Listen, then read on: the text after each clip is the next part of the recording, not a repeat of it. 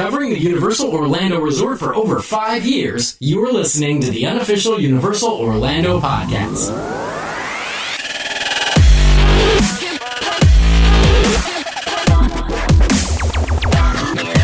Hello, everybody, and welcome to episode 229 of the Unofficial Universal Orlando Podcast, featuring four very slightly, maybe not very, but slightly sick members of the show. So you can hear us all struggling to breathe in the background this afternoon. So I'm assuming that's Darren. How you doing, buddy? What's up, Internet?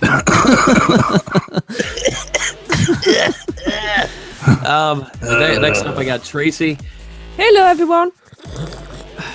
Okay, just completely threw the joke up under the bus. All right, I got you. She's drinking a Lee, tea. what's going on, my man? Someone told me 2017 was going to be better than 2016. Not so far. Sucker. It's only 2 days in. There's lots of room to go downhill from here. No. There absolutely is. So, real quick, Lee, finally had a chance to check out all 3 parts of the podcast. Exceptional job. Well Thank you very done. much. You got a lot of positive feedback on that. We have. I've been blown away by the people that have got in touch with it. I'm really proud of it, actually. It's You come should together be. really, really well. It's our magnum opus, or at least yours. No, everybody was part of it. So it wasn't just me. You know, yes, I was the one that put it together, but without everyone that joined in, it wouldn't be what it is. Just be you waffling. Which is what Which it is what we normally is. do. That's the rest of the year. Yeah, it could have gone that way. I mean, let's be honest. It was fun to I be think part of. 2017 should be the year of Lee pancaking it instead of waffling, just to Ah. kind of throw things for a loop. I wonder where you were going there. Or maybe it'll be the year of the Mickey waffle. No, Oh, well. actually, Actually. I've already started working on next year's holiday podcasts. Oh, yeah. And Don't you mean this year? this True, year. yes. Christ. And for people who are listening, we're not pulling the curtain back. You're pretty much pulling a Halloween Horror Nights now, huh? They have no Planning idea. as soon as the other one finishes. Absolutely, Yeah. absolutely. Well, yeah, I want to because I crammed those 3 episodes in from concept to finish in 3 months. So the next one's going to be different. Well, that's good because nobody wants to listen to the same one again. It'll be similar, The but same from a very but different. perspective, is all I will say at this point. I'm already putting my list of victims together as we speak. Victims. So Mickey Waffles, different perspective. You heard it here first, folks. Whoa. Oh, that's staying You heard in. it here first, folks. We're becoming a Disney podcast in 2017. I hope you guys are just as excited for this transition as we are. I've got my Mickey ears on as I speak. For the first year, Oh. they've actually got something going on there that you can talk about. What is your dress for Well, the not third this queen? year, really. Avatar Land. Well, we've got Rivers of Light and Avatar, but we got Annual lots Council of Drawings. really cool stuff last year in 2016. So that's kind of the subject of this week. We are taking a look back at 2016's, the goods, the bads, the universals. Yeah. Let's stick with that. Well, everyone else has done it. We haven't done it yet, so we might as well ease us into the new year. Yeah. But, I mean, I want to kick it off if you want. I mean, obviously the first biggest thing that happened last year was that land purchase, Yeah. which we're still not hearing an awful lot about. No, it's been good for speculation. Because I think, like, obviously a lot of people, and we'll get onto it later because we've got it in the list, obviously the Nintendo thing. A lot of people are expecting that to go into the 4th gate, as apparently it's going to be Rumours are called. very strong for it going somewhere else, though. Who was it in the producers club the other day? Was it? I want to say it was Todd, that he was watching some program that said someone dropped that it was going into the kids zone area. Was it Todd? Oh, yeah. I think. Um, Let's have a look. I'm not sure. Todd or Thomas? Yeah, Todd. I think it was Todd. Yeah, because he's like, how does he know that? And it's like, that's the massive rumor, but no one knows anything. Yeah, I think a lot of people say things like that, and yeah, we don't know until they actually say something. But I think as time gets closer, we'll have some better ideas of what exactly is going to go on. But I just cannot imagine it only being in that one little spot of Universal, and I can't imagine the next thing being another Universal Studios thing, It was Todd. as opposed to an Islands of Adventure thing. I think that's the thing that's got everyone sort of thinking, it's what theme are they going to do? It's got to be different from what they've already done. You know, you look at Disney with their 4 parks. Each one's a very different theme. Yeah. Even Islands of Adventure and the studios are very different. You know, what's that 4th park going to be? Completely in the dark. So it's. I think they're going to take just a very different route with it. I don't think they're going to go the traditional theme park route. Agreed. Just with kind of how far off it is from the main resort, I still think Islands of Adventure and the studios are going to be its main theme parks, and they're going to continue to expand on top of that. I just think they're going to go a very different route. Maybe more a la, instead of making another... Okay, I'll use this comparison. So instead of making another Islands of Adventure, maybe they go a little bit off the beaten trail and do something kind of like what Disney did with Animal Kingdom. Just completely do a different concept. Mm-hmm. It's weird, isn't it? Because it's difficult to think beyond what we know as, like you said, a traditional theme park. What is that next step for a theme park? Westworld. That would be cool. Without the killing and stuff. I've said this before. I don't know. Actually, I've seen Keep people on the toes. Westworld. I don't know whether we go down that route. I have mentioned Westworld before. Yeah. Just a full VR park is just like you just go in and it's just rows of chairs and everybody just sits down and you put on a VR headset and then you go through the park that way. Well, funny you should mention that. I think Tracy and I did a little bit of Christmas shopping not that long ago, and I was in the biggest sort of video game store in the UK is Game, original title, I know. And while we were in there, we got talking to the manager of it, and they were doing trials of the Oculus Rift, and I've been dying to try some proper VR for a while. So I was like, hell yeah, sign me up, I'll go and have a go. And it blew me away. I was... Yeah. The game that I played, I was stood on a platform shooting fireballs and with a shield and stuff, but then everything dropped away from around, so I was stood on like a circular platform and everything else dropped away into a fiery pit. Yeah, I knew I was in a shop, but I was walking up to the edge of where I was stood as if I was actually stood on the edge of that precipice. Yeah. And it was weird. It can be very convincing. The ones that they're using on the roller coasters right now are, I think, kind of rudimentary because they use like Gear VRs, which are what I have is just something like your phone goes in, as opposed to that Oculus Rift that's attached to a computer. So things that are more stationary, I think they can do some really amazing things with, but I think you're going to see the technology increase on the roller coaster type ones as well very soon. Yeah. I think one of the biggest things, and I think Hunter, you'll probably agree with me on this, especially with the Nintendo thing, and even from the concept art that they've already put out and the bump about that as well, is I think the buzzword with any new theme park's got to be interactivity. It's got to be more than passive experiences, I think, now. Immersive, interactive experiences. What that is, I have no clue. But I think people, to take it to that next step, you've got away from just sitting on a ride and watching things happen. You've got to be part of it. Very true. I don't know, because maybe I come from like the old class of theme parks, but for me, a VR experience is never going to be able to replicate the actual... Okay, so there are virtual reality experiences that you could find. I think someone in the Producers Club posted one for Jaws, and that's really cool at all that you could relive those attractions, but it's never going to compare to the physical location of you being there. Just like if I could ride my favorite ride, the Haunted Mansion, with a with a virtual ride headset now, that's cool. But every time I go to Magic Kingdom, I'm still going to ride the Haunted Mansion. Yeah. I think they've got to be very careful as far as, hey, we could just sit people in front of a screen and then there's their ride, versus, okay, we do actually have to build these dark rides because that's what people are traveling for. It's kind of like the 3D argument in the sense of place. I can go up to my theater in 20 minutes, watch a 3D movie. Yeah. They're having to change those things. 3D isn't the big draw that it was, say, in the 80s with Captain EO.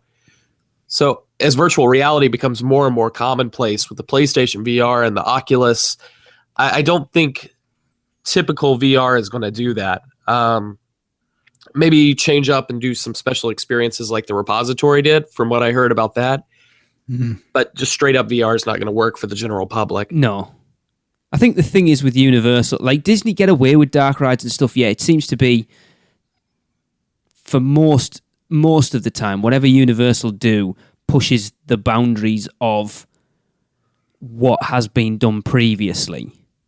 I think an issue, and people will be sat there screaming at us now going, Jimmy Fallon, Fast and Furious, that is more a necessity of where they are. I think with a third park that they're going to be building from scratch, it'll be a completely different story. I think they're using the Twister building just to put something in there that's more relevant and obviously synergistic, if that's a word. Exactly. Synergistic. And then obviously, like the Fast and the Furious thing, it's that thing where the DNR, the R&D work, sorry, DNR, what the hell? The R&D work. I was going to say, do not Is that what it resuscitate. is? Well, I'll tell you what, some of those rides, I absolutely That's how I feel about do. Twister. Yeah, but the R&D work's already been done on that, kind of like Kong was, and they'll bring it and expand it because they're just trying to put something in the space of a show and a ride that wasn't that popular. Well, they're essentially playing Tetris, aren't they? In the sense of they're just trying to fit in to what's already there. So they're kind of limited on what they can do, and I would have agreed with that until we saw Reign of Kong. Like, what they managed to fit in that little team member parking lot area / that unused part of Jurassic Park really blew me away. So I have higher hopes for what they could do with Fast and the Furious. I'm just keeping my expectations tempered. It's a little bit different than, if they had all this, if they had 450 acres like they do with this land we're talking about to play with. You've got to consider as well what they did with Transformers. Oh, yeah. It wouldn't surprise me if they did something like that, set that 2-level thing in Fast and Furious as well. Yeah. If you look back and look at the old park maps and see the size of the Hanna-Barbera building and tell somebody that you're going to put a full-fledged Transformers attraction in there, with a motion track and everything, people would have been like, oh, you're crazy. Yeah. And it was like this little triangle of land it looked like, to begin with. And they just used a little bit more space around it and boom. But it's phenomenal, and it's Transformers, the Xena soundstage? Yes, it was. Well, Xena, sorry. Yeah, Hanna-Barbera was. Good. I'm just making sure. Yeah. No, you're right. But it's like, I remember riding it for the first time because it was me, Tracy, the kids, and Darren, and come off, and we were like, did anybody notice where the elevator was? And at that point, after that first ride, no one had a clue. I started looking for it after that. Oh, I know exactly where it is. It's pretty obvious, but if you don't know, as an average park guest who isn't like us, who's looking for that type of stuff and isn't looking behind the scenes all the time or knows the in-depth thing, I don't think anybody would realise that that's on 2 levels. No, I don't think they would either. Because it's done so well. I think with Universal Studios, I mean, we're already seeing drastic changes. Fallon will be open soon. I mean, it pretty much looks completed already. Yeah. I mean, Darren said when he did his VIP tour that the guy told him it was pretty much done. Yeah. So Fallon, and we saw the casting call. They're casting #Panda or something along those lines. Yep. So Jimmy Fallon's almost done. Fast and Furious is moving along. There's still so many other areas that have been rumored to receive overlays. Like, obviously, if Nintendo's going into Kid Zone, that's one thing. If we see Walking Dead going to Terminator, there's so much more they could do with Universal Studios, which makes me think that when we do see this stuff come to this new park, this fourth gate, as they're calling it, it's just going to be a very different experience outside of the normal 2 theme parks. Yeah, I know we're sort of really belabouring this point, but it probably is the biggest thing this year. What gets me, and you've kind of stumbled on it a little bit earlier. Islands of Adventure and Universal is the draw. That's the resort. They've got to do something that's really groundbreaking to get people to want to step away from the main resort into another park, to make the effort to go to a separate theme park away from the hub, because let's be honest, the resort is the hub. You've got all the hotels around it. Volcano Bay is going to be there. The 2 theme parks and City Walk. Then you're going to have whatever this is on its own down our drive. It's now this is on International Drive, right? Yeah, it's down by the Orange County Convention Center, which is a massive hub, obviously, for tourism and everything. There's a whole bunch of different things, whether that's Wonderworks or Ripley's or pretty much everything's an area. Do you ever think you'll see, kind of going off the back of VR, do you ever think you'll see Universal tackle something almost like Disney Quest, but just kind of an updated version of that using their IPs and their properties? Because I'm thinking if that's such, like a touristy hub, something like that would make a lot of sense. Now, obviously, you're not going to use 450 acres for something like that, but that could be, universal experience. Somebody that does it, maybe is only visiting for the afternoon or something and doesn't want to shell out the money to go to one of the theme parks, they can still go get one of these top of the line universal experiences in a virtual style. See, I think to reach out to the fans of the parks, you could do retro studios. You've already said there's a Jaws one out there. Why not do retro versions of all the old attractions, like you said, just in like a Disney Quest type of thing? How big is that tract of land? 450 acres. Which is equivalent to? It's huge. Like you can fit the entire resort. If you do a little bit of cutting and pasting in different areas, you can fit pretty much the entire resort into that space. So you could see it is large. 2 parks, hotels, water park. They could actually fit all of that in if they wanted to. Do you know what? Starting it from scratch, if they, I have no doubt when they come to do whatever it is down there, because what they've got now is obviously they built Universal Studios, and they've sold off plots of land as they've gone on down the line, and probably regretted it completely. And now they're sort of squishing things in where they can. But if you've got a 450-acre plot of land and you've got a 30-year plan of what you're going to use that, you can use every single square yard, foot, whatever we're talking about, to its utmost. And let's be honest, Universal know how to use space. The thing I always is my go-to to say how well they use space is the mini golf. It's such a fantastic use of space. Yeah. I'm just wondering if they're going to go down the lines of something more adult-centric. Something that maybe opens later in the day, stays open much later. Universal's porno park. That's not what I meant. But I meant, bigger rides. Maybe you won't more believe how freaky those minions are. Just how I think I would, actually. How family... Banana. With how family-oriented Universal is, I don't see him going that route. If anything, I see him going the other way. It's just for me that always used to be the big divide between Disney and Universal. Universal it was a higher age, minimum age limit, really. But they are now dumbing it down to not dumbing it down. It's because they've realised that it's the only whole market. It's the only way they're going to impact on the market share that Disney has. Is they need to get that younger crowd over. And don't get me wrong. I love to see kids having fun. I love to see my own kids having fun. In someone else's park. But sometimes, and even people with kids will agree with me, sometimes it's nice to have fun where there's no kids about.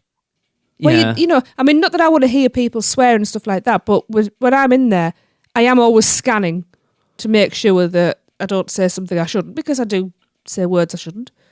Mm-hmm. But I'm a grown-up, damn it. I don't know, I'm just thinking... Or maybe they'll have a hotel that no kids are allowed, like a Sandals resort at Universal. All-inclusive resort. No, Open I've got bars everywhere. I know what it's going to be. Westworld Resort. Universal's retirement village. No, that's where I'll be. That's and where we'll call it be. Celebration. Oh. Wait. Yeah.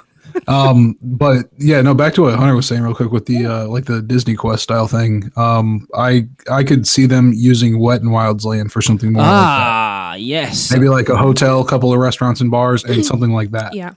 Gotcha. Because I think that would actually be a really good idea for that area, to be honest. Be interesting to see what they do there as well, obviously, because that closed 3-4 days ago now. It'd be interesting to see what they do with that, because in a certain group that we're in on Facebook, there's been a lot of talk about it, and someone was saying that they believe that because Universal work as quick as they do, Wet and Wild will be knocked down in a matter of months. Well, apparently nobody's answered the phones.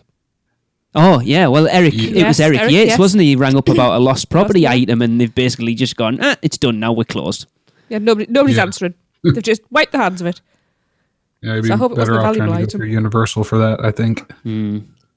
But that's going to be interesting, because that's a really decent plot of land, again, right on that corner of iDrive and Universal Boulevard. Is the lake part of Wet and Wild, or is that separate? No, I would assume it's separate. I would hope so, because there's a lot of wildlife down there. Well, that's what we heard. You mean the lake in the center? Like no, the center the one that's on it, like backs on where all the hotels surround it. Okay, let me give you a little lake. Jim Hill. Well, here's the thing. on that okay. one. Well, the thing is, we heard from works at Universal, actually, when we were caught in a rainstorm and stuck under some awnings. We heard from an employee that a big reason the Wet n Wild had to close as quick as it did and everything is assume a lot of responsibility for a hotel that was sinking into the ground. Oh, I hope it's not the one we around the stayed in. property. Wow. So he said, I mean, and this is just an employee of Universal, so Yeah. grain of salt on there, but he was in management, so that's what gives it a little bit more credence to me, is that they're going to fill that lake in. Well, it's funny you should mention that because 3 years ago we were told that that's originally where the fourth park was going to go. That they were getting rid of Wet n Wild and then paving over that lake. So it's funny that kind of ties into that. Yeah, and yeah, from what I heard, like that there's a tower hotel over there on around that property that had to shut down like half of the hotel because of it sinking in. So It wasn't the one we stayed in. The one we stayed in is around that lake, but I think that's all right. It's at the back end of it. yeah, Would have heard if they closed any of their towers. You would think so. yeah. I tried looking around and doing some research on it. It's really hard in that iDrive area though to try to pick out a hotel Yeah. when you're trying to do research on it, but. So that's what I've heard anyways, that they are going to fill it up. And again, like you guys heard, I heard they're going to move very fast. And the person sounded very confident about it. So Very Oh, interesting. no doubt they'll move fast, though. They always do. They do, Yeah. and that's the thing. That's and in the true Universal fashion, like Disaster and Twister, overnight they took the sign down. yeah. Yeah. Oh, wait, see if it was them. Someone's nicked it in the prop. They just wanted to get it in the prop shop as quick as possible. I was gonna say it's gonna be for sale in there, like letter by letter too. They're gonna break it down. You want the W? That's $750. I like to imagine some happy Universal employee is keeping all those signs, just waiting, Yeah. holding on to them just in case. I'm gutted that prop His shop wife's wasn't a little, open. maybe husband. You never know. But they're a little, but he knows those signs are going to be worth something. I'm gutted that prop shop wasn't open when we came over last year I'm pleased. because we would have been spending a Would have been fortune. mailing stuff home. No, you wouldn't. It's fun to walk in there and go, oh, yep, never mind. Yeah. Depends. Even just something small would have been pretty cool to have. Sometimes it's fun to like sneak your pocket knife in and just pull some drywall off. That's free if you're lucky. I like to go in and pet the cow that was How a do you part get of Twister. How That's do you nice. get a pocket knife through security? That's a new segment. How to sneak things into No, Universal it is with hunting. not. I'm laying it all on his shoulders. It's fine. Well, Yeah, but you'll be Lee's snapping the rubber gloves dental on next technician. time He we knows go. all about cavities. I've just got the other one covered. Bum bum. Where are we going next? Yes, so a major thing happened this year. Arguably one of the coolest things to happen in Universal history. And what I mean by that is a long since removed property was reintroduced back to Universal. So the King's back in town, baby. That's Skull Island, Reign of Kong. Yeah. It gives me hope that one day Back to the Future will. So now it's been there quite a while. Are you happy with it as an addition to the park? You know, every time I ride it, I like it more. And I was good. already really positive on it after my first ride through. And then every time I get off, I'm just like, that's such a different experience than anything Universal has to offer. It's kind of, we talk about Forbidden Journey. Sorry, Pete, I know you always bring up how often I bring up Forbidden Journey, but it's kind of like awesome. Forbidden Journey in the sense that it's a greatest hits, but instead of it being a greatest hits of story elements, it's a greatest hits of what Universal does best with their attractions. Cool. Yeah. I really want to see That's it. very true. I know. We've talked to the person who was behind creating it, having never ridden it. Yeah. We've walked past it. Yeah, we have. Mid-build. We have. This is very true. Yeah. It's just so galling. I need to get out there. It kind of feels like 50-50 for me. Like it's half like detailed and well designed in certain areas, and then other areas of the ride are just like you can see like the black backdrop of a studio set.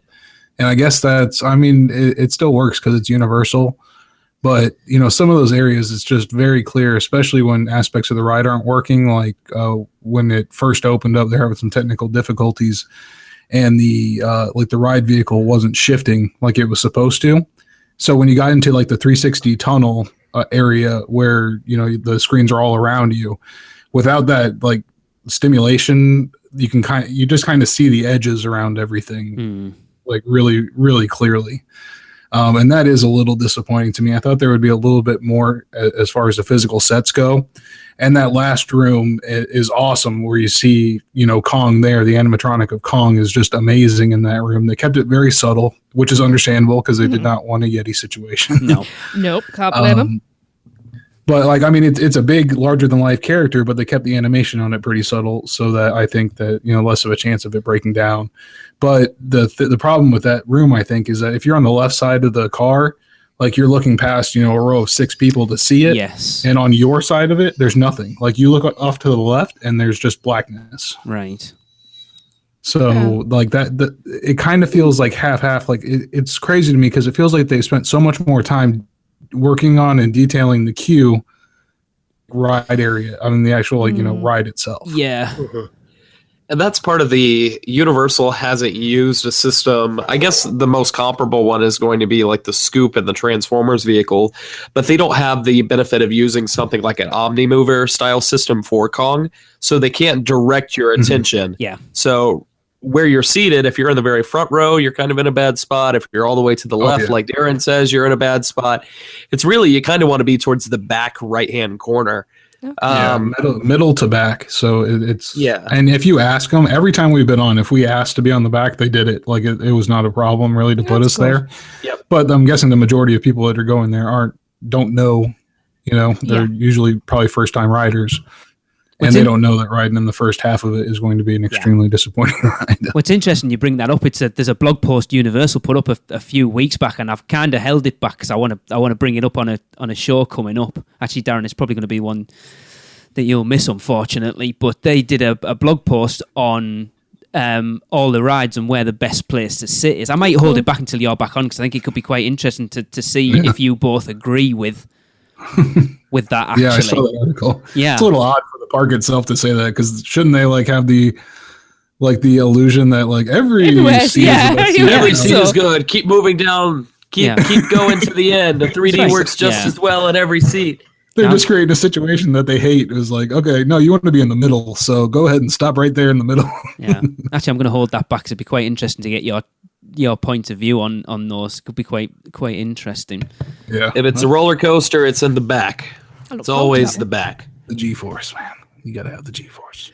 Wasn't that the guinea pig movie? What? Do you know what? I've never seen that, but it looks quite fun. Sorry. It doesn't surprise me that you want to see the guinea pig action film starring Fast and the Furious gerbils. Yeah. But yeah, I'm excited to whenever the hell it is we get back over to ride Kong because from the facade itself to the queue and everything, it's awesome. We've spoken to Adam Rivest, who was one of the team members, and I've spoken to Mike Aiello personally about the queue as well. And it's good that the theme parks are realizing now more than ever that the queue and everything is as much a part of the ride as the ride itself. Mm-hmm. Yeah. So two important things happened when Reign of Kong opened. Finally gave me a good reason to look over at the gates and go, what do they got in there, King Kong? Never fails. Do it every single time as I'm riding up. Second point is, I don't think you can knock Reign of Kong for its faults, which it does have several, like Darren and I just mentioned. Reign of Kong is arguably the most spectacular attraction that Universal has ever done. Just the sheer sense of like scale is immense. That's true. And arguably the best part of the ride is the queue, but my personal favorite is that outdoor section where the torches are lit up and the giant gates open up. There's just something really special, and it's unlike anything that I've personally done at a theme park attraction. Just really, really cool stuff, and I really get the impression that Kong, more so than anything else they've ever done, is such a passion project. Have either of you two ridden it at night? Yes. Yep. And what's that? Is that is it a different experience, or is it just the same in the dark? Just more fire lit. Like Universal always does a great job with nighttime lighting. Yeah. It sucks that they don't leave their parks open to actually see it sometimes. But the nighttime lighting that they did there is really, really good. Of course, you're relying a lot on natural fire for it, which is awesome. In the jungle setting that they have there. So, and it fits the theming because it is 1920s, 1930s, whatever it is. It's just really, I mean, we talked about this on our facades episode, but it's arguably the second most impressive facade they've ever done outside of Hogwarts. Yeah. Arguably. There's the word. Let's just leave it at that. Get out of here with your Poseidon's Fury. Not lit up as nicely. Todd, you're on my side. But yeah, you look, they are adding light packages and stuff. For whatever you feel about Rip Ride Rocket, I still think that thing looks awesome at night. Oh yeah, it does. Especially rolling over a concert when they're doing the concerts there. It's so cool to see that go by. And then the same that they've done with the redo of the Hulk as well. Obviously not seen it in person, but from the photos we've seen, I'm not really sure what I was going to say. It does look awesome. Yeah. Just a shame that the ride doesn't appear to be much different or better or anything. Yeah. A little bit of the same. It seems weird because... I suppose it means it's going to stay there for longer because they've just invested in it. But then from people I've spoke to and people I've heard, the ride's still rough as... So they've took the time... Are we getting into this story? Well, it's one of the big things that happened this year, that they took the time to rip that coaster down. They could have just retracked it. They didn't. They ripped the whole thing down and rebuilt it from scratch. And from all accounts that I've heard, the ride, it should be glass smooth, and it's not. It's still the same as it was. And so I've talked to a bunch of different people about this, including my friend Kenny. But Kenny rides, hundreds of roller coasters every year. And he brought up a very interesting perspective that this is one of the first major examples of any theme park really doing this. Yeah. I can't think of an example, and I'm sure he could give me one, but of a major theme park completely tearing down a roller coaster and building it back up. It's really cool in that aspect alone, but we both agree the roller coaster is still incredibly, incredibly rough, and I don't find it to be an enjoyable ride at all. Yeah, it makes you wonder why. Yeah. I was looking forward to being able to come and ride it again. Oh yeah. Do you think that comes? It makes a difference again? What we've already sort of talked about previously is, does it matter where you ride it? I don't think so, because unlike Kong, I don't request to sit anywhere. I've sat near the front, I've sat near the back, I've sat towards the middle. I've rode I've rode Hulk 4 times since it's reopened, all in different spots, and it's still it pinballs your head. I'm not sure if that's the technical term, but you know what I'm describing. The your head flipper bouncing. Around. Yeah.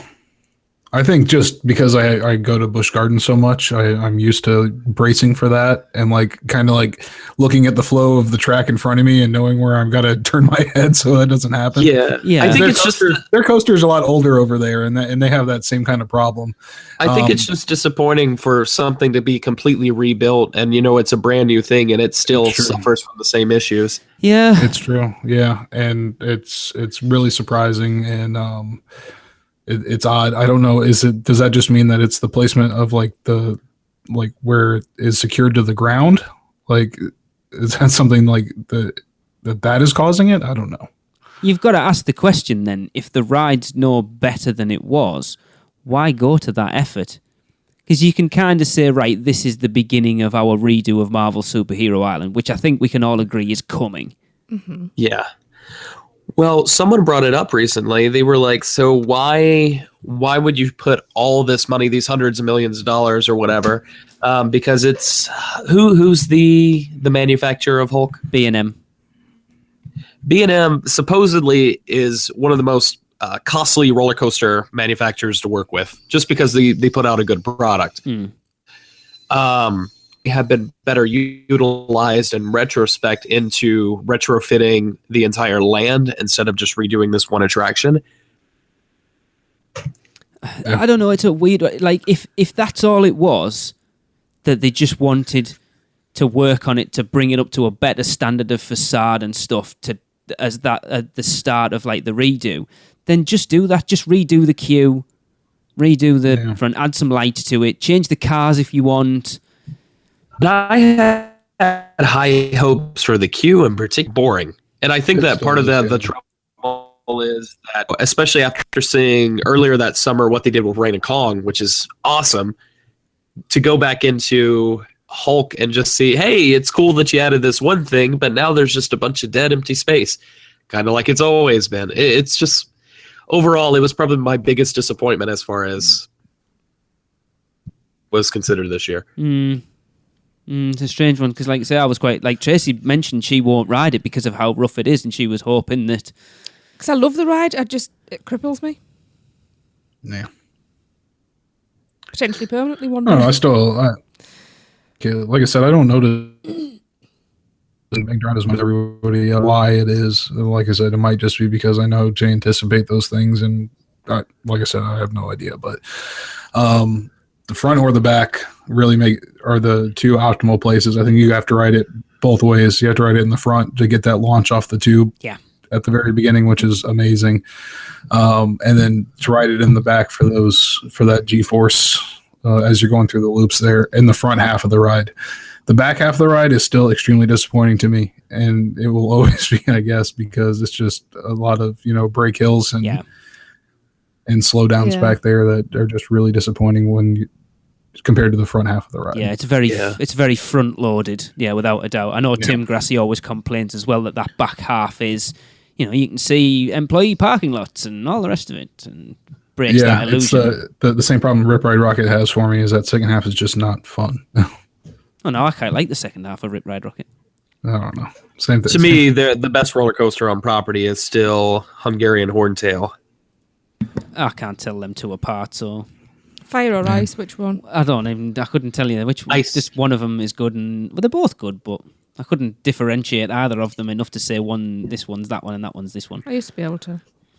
But I don't know. So Chinese Fireball is faster. Hungarian Horntail has more inversions. Yeah. Red and blue. I have no idea. I don't take that much notice. I'm usually worried about the headache that's coming. Oh, you just gave me a great idea. Red and blue. Conspiracy theory confirmed. Dueling Dragons is leaving Wizarding World and going over to Nintendo for Pokemon. Jason, you brought that up ages ago. Oh, yeah. But you said Mario Kart, yeah. Well, there are rumours it's going. It will be the next one to go. Just very strong rumour, actually. That's what I'm going to be very interested to see what goes in its spot. There's a lot of land over there. Yeah, it's massive. You think the queue... Huge. Yeah, the queue itself, the footprint of the ride, it's massive. Yep. And like you say, I think we talked about it tons, that ride never garners a wait. I think when we were over last year, Jesus, it wasn't last year, was it? It was 2 years ago. That's horrendous. I don't think we queued longer than 10 minutes for it. Yep. No. And the parks were fairly busy. And that was just walking through the queue to get there. Pretty much. Yep. Yeah. It's a shame, really, because that was one of our favourite rides the first few times we went to Islands of Adventure. I remember running over there first thing in the morning to get front row on both of them. Yep. When it dueled and you timed it right and you got you and friends or family members in the other coaster and you actually crossed, it was so cool. It was awesome. Cool. That was probably one of my favorite experiences of Iowa. But So speaking of your next time coming out here, Lee. Oh, God. Something happened this year. Last year. Well, yeah, you're kind of right. It's still this year because it's January. It'll be next year come April, I think is when I'll finally make that transition. Next year. I kind of want to wallow in 2016. So Sapphire Falls opened up. Right. Which, thanks to the podcast, I did get to stay at. So thank you so much for that. You're welcome. I still haven't even been over there. No, it's not somewhere I would rush to stay, to be honest. It looks nice, but I would rather stay at Cabana Bay. I'd like to go and have a look round. Yeah. If we were going to stay at a hotel on site that didn't include Express Pass, Cabana Bay would be the one I would look at more. Yeah. It's a super pretty hotel. And I think most importantly, I mean, if you want to hear my detailed thoughts, go back and check out that episode. Lee, I'm sure you've got a number somewhere. Give me 2 minutes. We could link it or whatever. But Sapphire Falls, more so than anything, kind of rekindled my love for Universal. And what I mean by that is not that I had fallen out of love with Universal. It's more so that there's something very, very different about staying on property at Universal. There's something different about being able to walk downstairs and within 5 minutes, I can be at the gates of Islands of Adventure. Everything is so compact and it's so tight at that resort to be able to say, hey, I'm going to go downstairs. I'm going to go grab a meal at City Walk, see a movie, and then go back to my room or check out the pool for a little while. It doesn't feel like staying on property at Walt Disney World would, unless you're staying at the really high-end resorts, which are connected via the monorail or whatever have you. Just because everything's right there in that close vicinity with each other. And just being able to see the parks through more so of a touristy eyes instead of a local eyes, that really kind of rekindled and sparked that love for me. So I'm very grateful for my stay that I had at Sapphire this year. I think that goes for all of the hotels around, that it is that proximity to the parks. It doesn't matter where you stay, even Cabana Bay. I think if you walk across the bridge thing, it's only a 15-minute walk. But like, we stayed at the Hard Rock last year. Last year was 2 years ago. I can't get used to saying that. No. Literally for two reasons. Because we wanted to stay on property for Halloween Horror Nights, but we wanted to stay somewhere different from the Royal Pacific and somewhere that was closer to the parks. And we left Halloween Horror Nights and we were stood in our hotel room in like 10 minutes.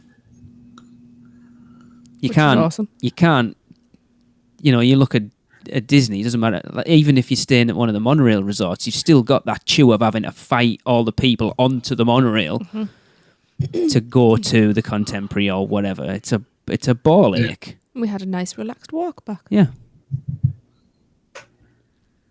Yeah. Very true.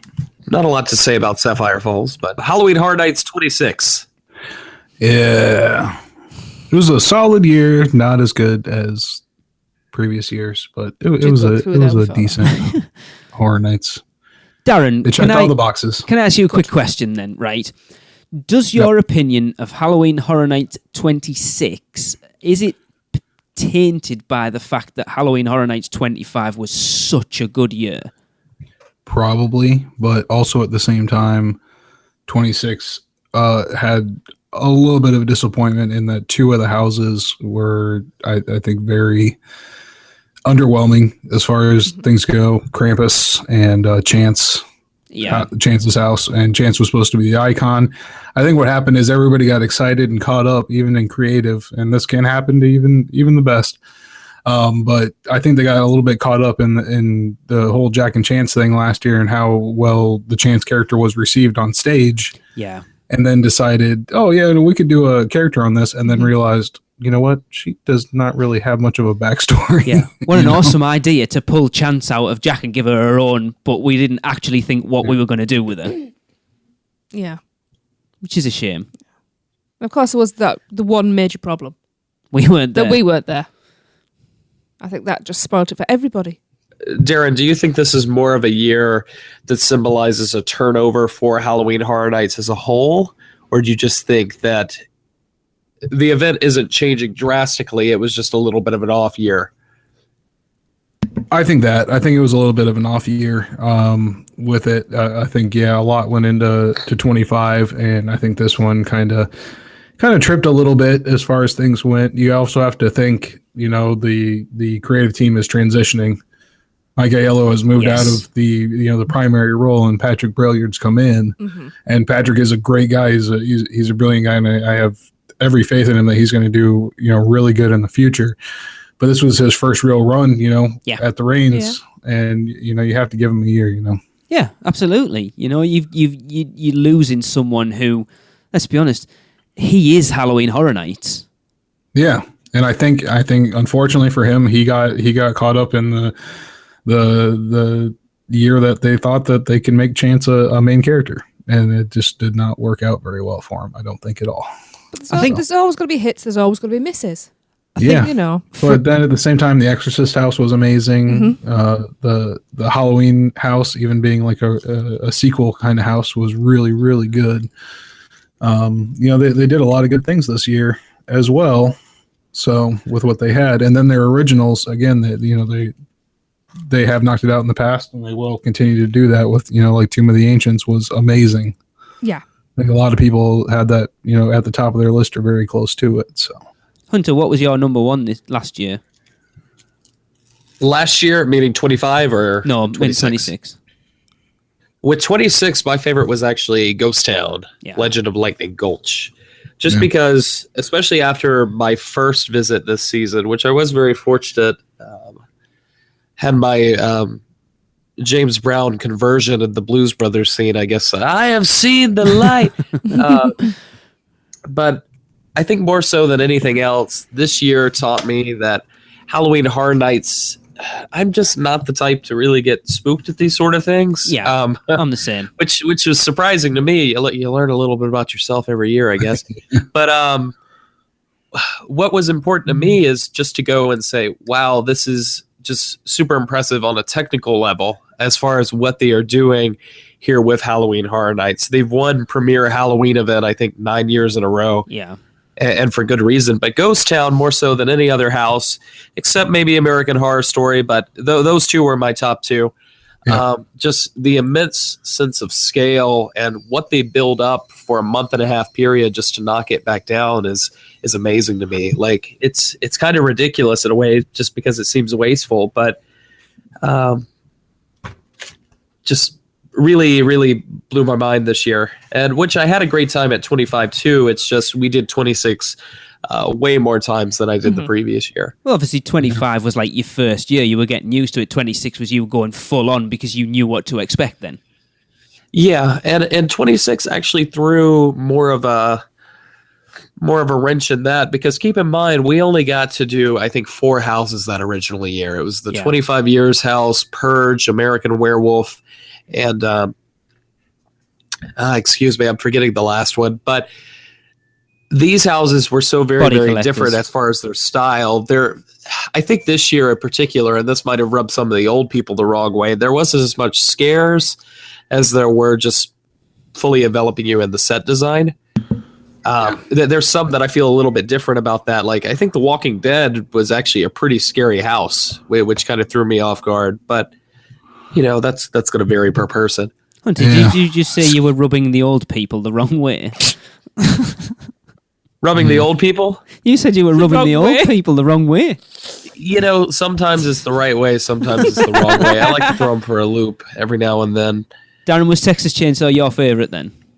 Yes, Texas Chainsaw was my favorite house. The second one, very close to it, was American Horror Story. The more I went through American Horror Story, the more I liked it, especially after I did the Unmasking the Horror tour. That one was just so well done, and you know, I got a lot of the reference material, especially in the Freak Show season, because that's the one I watched all the way through. But oddly enough, the hotel season that I didn't even see, I really liked the visual aspect of that, and it was really solid in the house as well.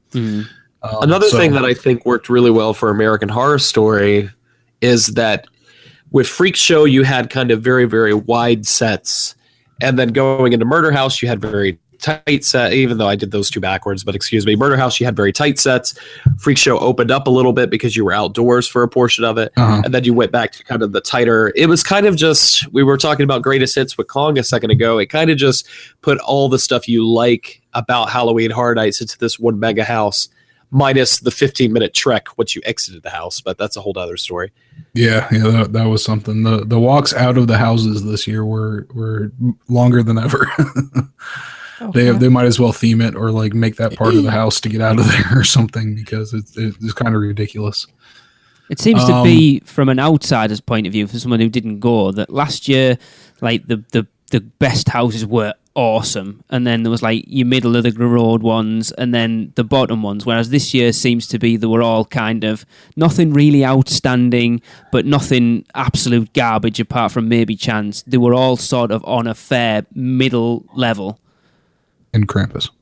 In my opinion. can't have a house that Krampus is the main character. Yeah. And just have Krampus as non-moving statues, basically. No. Especially when they did in Hollywood. Yeah. That was really disappointing to me as far as that went. But yeah, I mean, I definitely see that after 25, it was really hard to top or do anything like that. So they might not have put the effort in to do that. Put the effort in to do a good show and put everything across very well. Academy of Villains was a huge surprise and turned out to be, I think, a lot of people's favorite part of the event. It was really cool. Incredible show. Yeah.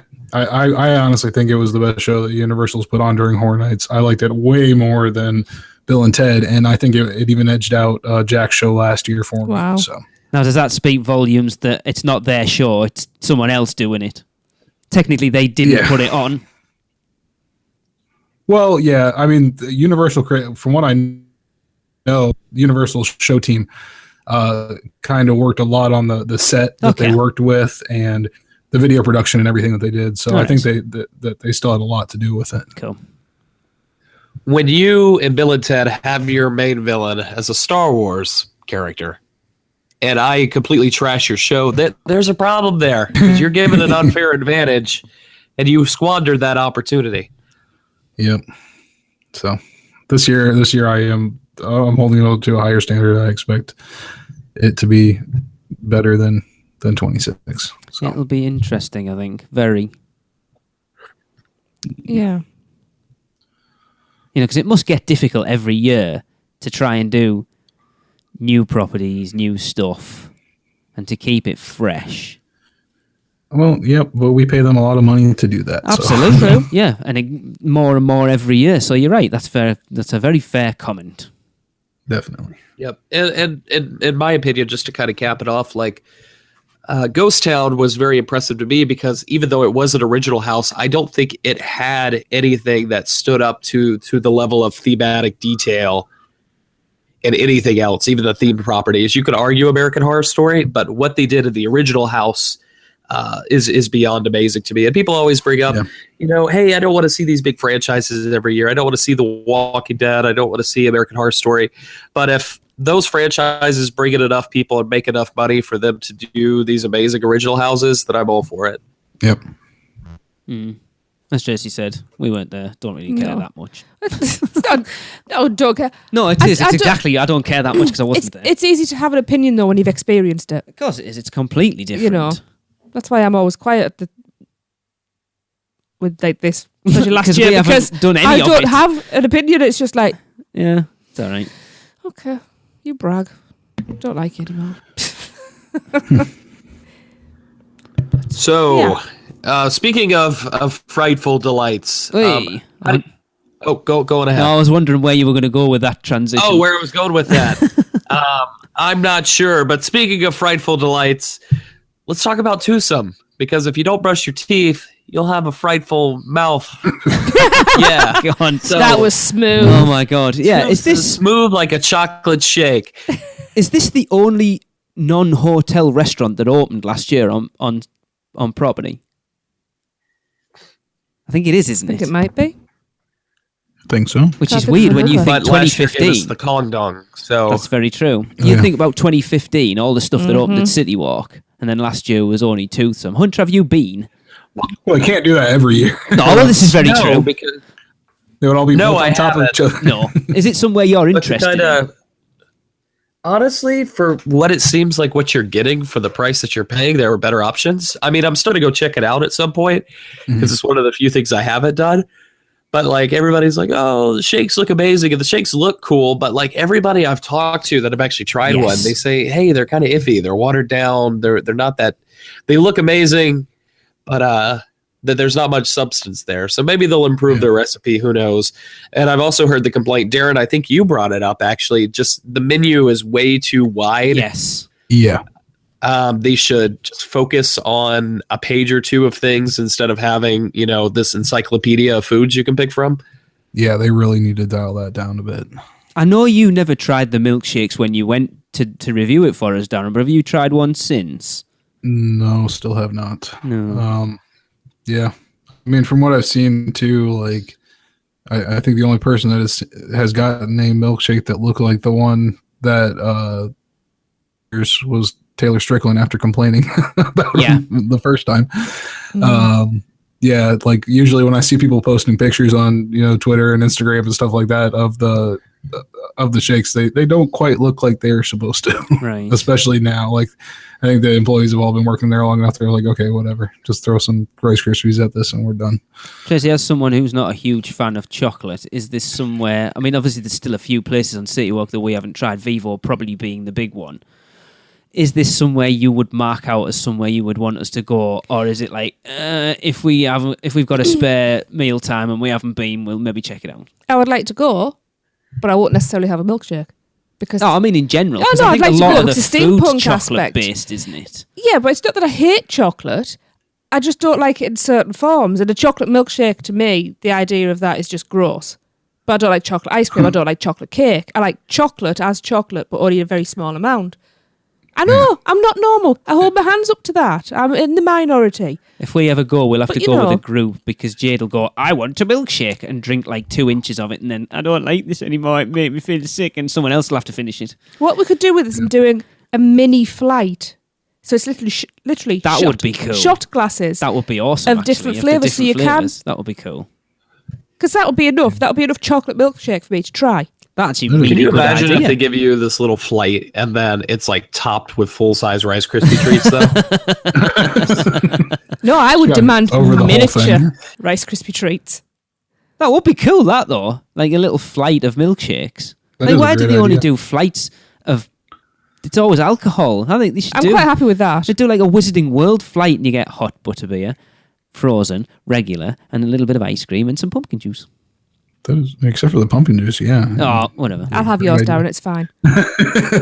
Actually, speaking of pumpkin juice, kind of not really. We still haven't come up with what our debate's going to be this year. We've had a few suggestions. What have we Nothing had? that's really gripped me. I can't honestly remember. Which of the co-hosts on the UUOP has the shiniest head? Well, there's I'm no voting for competition. Mr. Malaby. I'll go with that one then. I'm going to win hands down. Yeah. It is a I tough don't know. one. After a day at the park, I'm looking kind of greasy. So Shiny. I never said.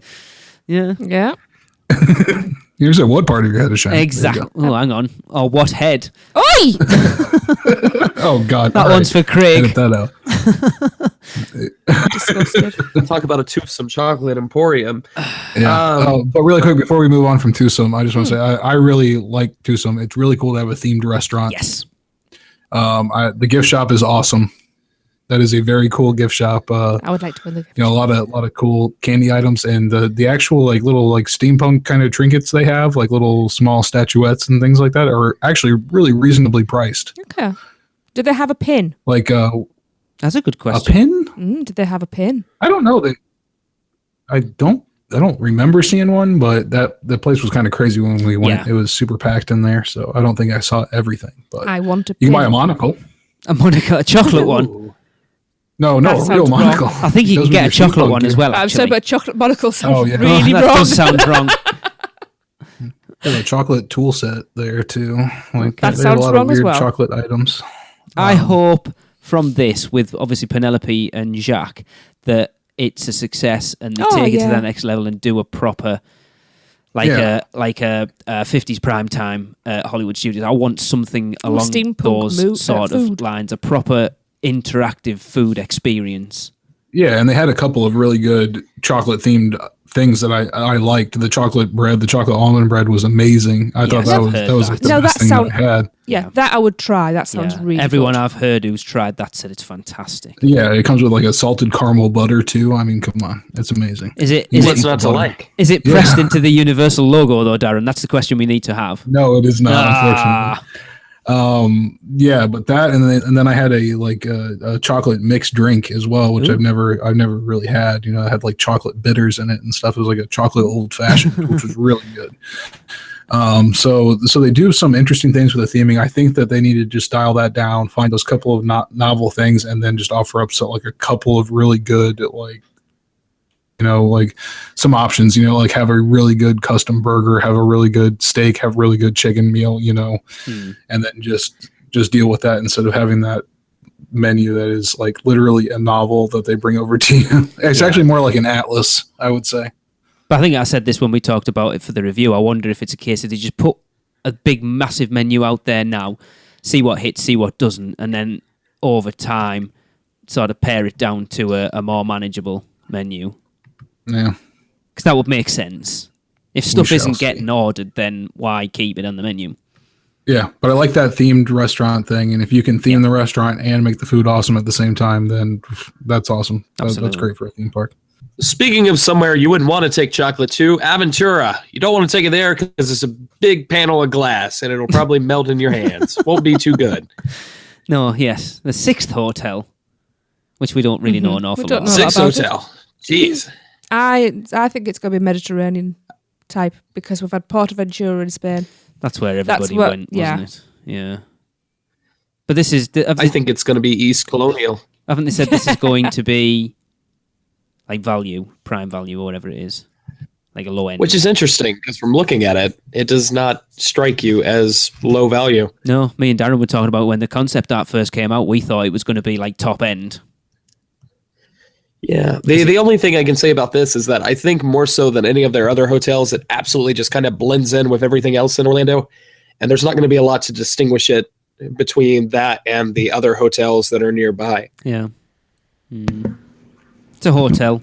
But something that will be heavily distinguished from things that are nearby, Volcano Bay, baby. Oh, put it this way. We were sat watching TV the other night and the Universal TV ad came on over here, and Volcano Bay is a massive part of that commercial in this country, and it looks phenomenal. Made my heart race a little bit faster, this time for a good reason. And we're not water park people, but it looks stunning. Oh, I want to give it a splash.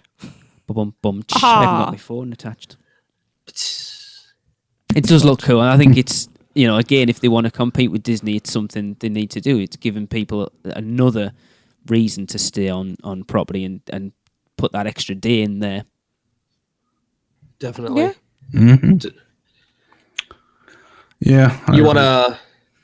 Yeah, I don't have a lot to say about Volcano Bay. No, there's not a lot to say at the moment. Obviously, we've got the mention of the first sort of their magic band thing, the Tapu Tapu. It'd be interesting to see where that goes and what the full impact of that not only has in Volcano Bay, but as a resort-wide thing, because I'm a firm believer that this is the start of that coming to the parks.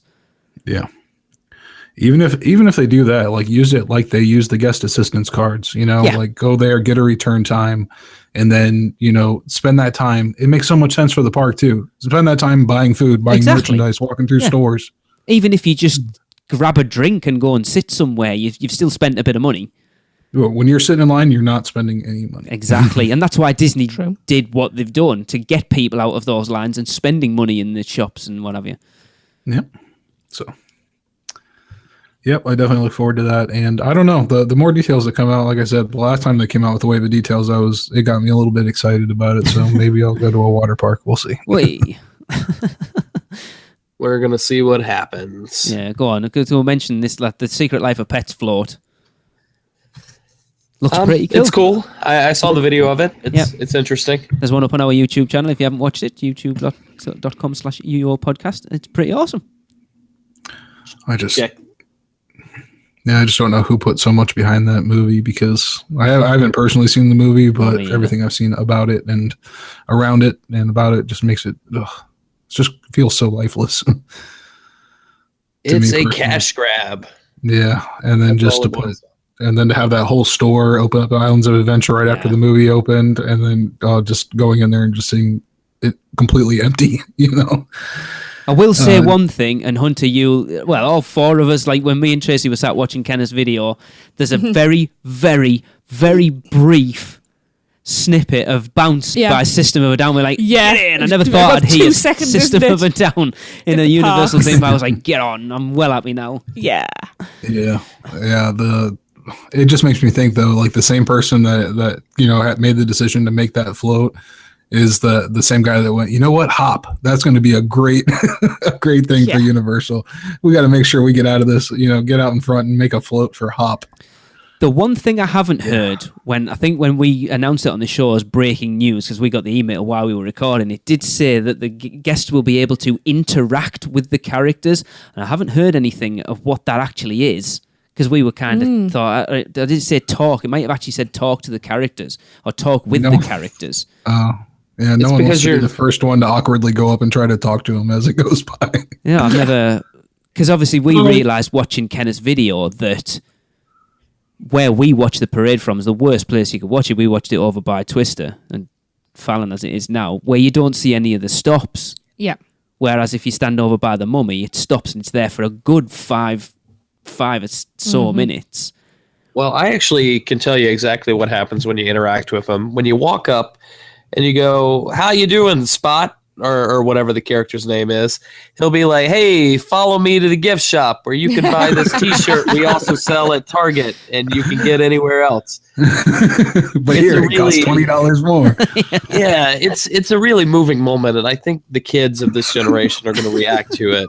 You remember the first time you learned your ABCs? No. What were you looking at?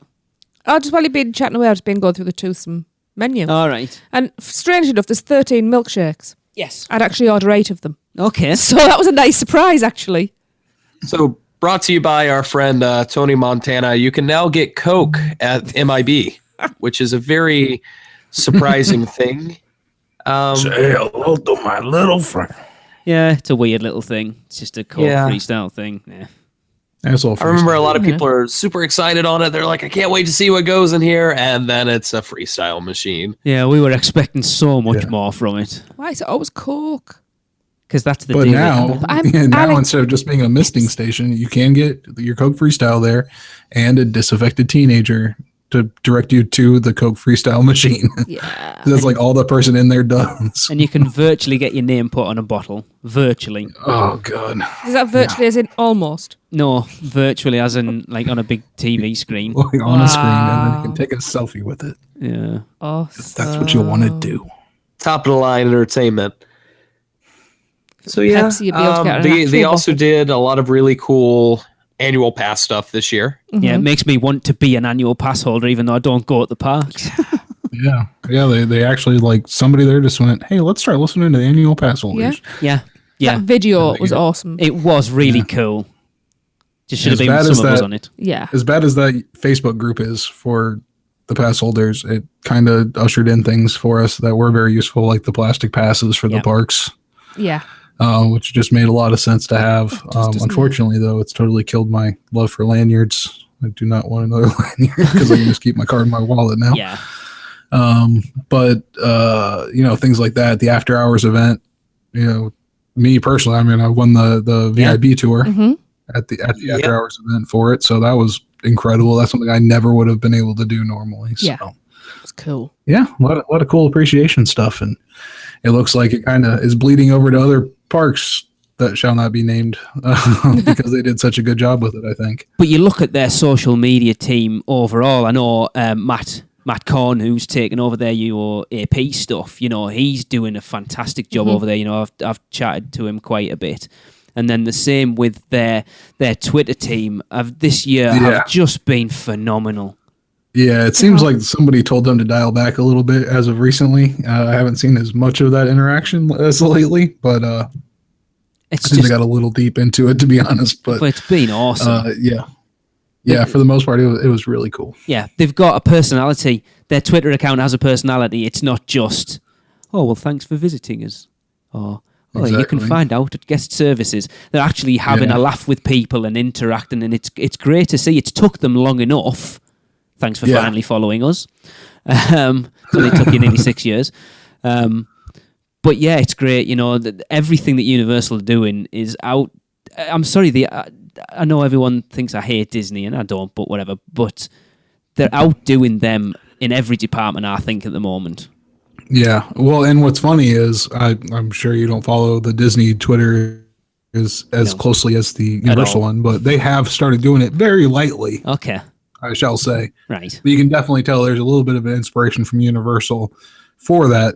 And like I said, also, Disney taking a book out of that, making something Universal doesn't have right now, but I'm sure might come up in the future, is annual pass holder lines to get into the parks. Yes. Because everybody knows what they're doing. It makes sense, Yeah. And then, Disney upped their discounts for pass holders for this stuff too. So I think they saw the appreciation stuff that Universal was doing and saw how much of an impact that does, with the locals. And it makes a big difference because the locals make up a big chunk of park attendance. Absolutely. No And especially at your non-vacation times as well. Yeah. So, for Universal to do that and then for Disney to kind of copy them on it is pretty awesome. Yeah. Yeah. Yeah, that shows how far they've come. Yeah, for sure. Hunter, let's wrap this up with that Nintendo stuff because we haven't talked about this Nintendo stuff yet, really. So, speaking of wrapped up, just real quick, Wet n Wild is wrapped up. It won't be here much longer. Do not enter. But most importantly, Nintendo. We got some really cool patent news recently. We've gotten some stuff for the mine carts from Donkey Kong Country. We've seen patents for kart racing that actually drifts. That's super cool. It's both drifting awesome. is such a major part of Mario Kart, so I'm glad they finally figured out a way to do it. Hopefully. Yeah. These are just patents. Doesn't mean anything's coming over. Nope. But I've got high hopes for Nintendo Land. I just really kind of hope they don't try to shove it into Kids Zone unless there's a lot more space back there that I don't realize. Yeah. Agreed. Yeah. And then obviously we got the first concept art for Japan as well, which looks pretty cool. Yes, it does. Mm-hmm. Yeah, but those concepts that came through, those that minecart coaster in particular with the 2-track system is pretty mind blowing. Yeah, and it does something that I've wanted a coaster to do, since I rode the first coaster, and that's jump the track and hit another track with the coaster, and you can actually do that with this technology. So, as long as I can hear da da da da da da da da da da da da da, I'll be stoked. I'm Donkey Kong is so cool. And the nice thing about doing Donkey Kong is Donkey Kong kind of touches into Mario territory, so they can do something like this. Yeah. But it gives me a lot of hope that maybe we'll kind of just go Super Smash Brothers style with the land, and we'll get little bits and pieces of pretty much everything. Yeah. Yeah, for sure. At least one ride that really encompasses everybody in one. And I hope it's a nice, slow, dark ride, to be honest. Yeah, it's going to be interesting to see what the interactive elements are. I feel like we've killed this to death now because we're talking Nintendo stuff, but it's just, it's got to be interactive because if you're doing a property on a video game, that's what the game is. It's interactive. You sit there and play it. Do you want to do something where you're just sitting? It's like watching someone play a video game. It's crap. So it's got to be hands-on some way or another. I've just had a revelation.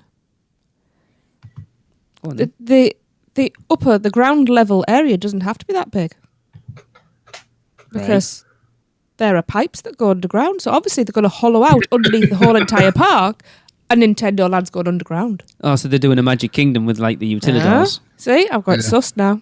Mm-hmm. Just suddenly dawned on me. Go on. What are Mario's overalls made of? Denim. Oh. Come on. Oh, come on. Wow. We have to end the show on that. Actually, I've got something different to And with that... Oh, go on then. I've got something different. Today, I don't know whether anybody's noticed, today marks an anniversary. It does. I know it's not last year. 5 years today since the closing of Jaws. 5 years, man. 5 years. Where's that gone? So, R.I.P. Jaws. So sad. Again. Is that what you meant earlier by DNR? Yeah. No, they should resuscitate Jaws. Episode 21, everyone, if you want to relive your Jaws memories. Yeah, I posted that earlier today. Yeah. God, I can't believe that was that. That was really one of the... retitle that episode of Jaws of Life. I can't believe that was... I always feel like that was a show where we'd been doing it for a long time, but it really hadn't, really. No. 21. Oh, babies. And we're not that far away from hitting 250. Wow. Wow. That's a great sound from everybody. Yeah. It's hard work. Progressively gotten sicker as the episode's gone on, so that's kind of how our podcasting career has gone as well. Well, what? For sure. 2 days Hunter in. got Happy so New sick he Year. had to spin off to an extra podcast to get all the extra sickness out of there. That's right. Just that whole show, if you haven't checked it out, it's just me coughing for 45 minutes. And it's done really good on some of the fetish pages, but besides that, I think Muttley's on this call. The opposite of ASMR. Yeah. Yeah, I can't believe we're literally 4 months away from doing our 6-year anniversary. Wow. Wow. And my ideas of what to do for shows have dried up. I have things in the kind of like works. When Wild, huh? That's a better joke to end it on. All right. Well, it's good to be back, Yes. isn't it? Yes. Yeah, nice. Yes, it is. Join us next week as we will have everyone's favourite guest on. Darren's already mentioned him tonight. Yes, he has. Yeah. And I will be mailing out vitamins to everybody so we're all in top form. Mr. Jim, I actually think the discussion with him this year could be one of the most interesting I we've ever absolutely had agree. with him, because I think what's potentially coming to the parks over the next few years, we don't really know. So Well, it could be very interesting, because obviously we know Fast and the Furious, we know Fallon and Volcano Bay. Beyond that, we don't know an awful lot. Well, let me tell you real quick. That's part of the reason Disney's Animal Kingdom has been having so many issues with Rivers of Light. They actually had to negotiate their contract because that was coming over to Universal. So we'll talk more about that. But See if he mentions Wicked replacing Marvel Superhero Island again. oh man, that was a rumor. Oh, it was. Yeah. I'd that was be one. happy with that. I wouldn't. And I am putting forward, Darren, that we make 2017 the year of our drunk show. Yes, we still need to do that. Oh, I was going to say the yeah. year of sobriety. Are we not going with that? Hunter, you and I do that every year anyway. I'm still waiting to have my New Year's drink. This is very true. Do it next week when Jim's on. That could be fun. No, well, I was going to say I get talkative when I have a drink. Exactly. That could be, yeah. No. Yeah. No, I'm too respectful for that. You won't get a word in anyway. We just have 2 streams of yammering. Do I reckon we'll do the... Just put one in each ear, like binaural. yeah! I could do You that. guys know we haven't ended the show yet, Me and right? Tracy in one, Jim in the other, just. Anyway, right. So, for all of us here at the Unofficial Universal Orlando podcast, for me, for Lee, for Darren, and Tracy, this has been episode 229 of the Unofficial Universal Orlando podcast. Happy New Year. We'll see you soon. Happy New Year. Happy New Year! Happy New Year! Happy New Year! That's it for another Unofficial Universal Orlando podcast. Make sure you never miss a show by subscribing on iTunes, and while you're there, please leave us a rating and a review. Listen to us on Stitcher, Google Play, and all your podcast apps. Email us with any questions or comments to podcast@uuopodcast.com, or even better, record your message at speakpipe.com/uuopodcast. Follow us on Facebook, Twitter, Instagram, YouTube, and Pinterest, keyword UUO Podcast. Check out our blog for even more content at uuopodcast.com. Well, that's a wrap. See you next week.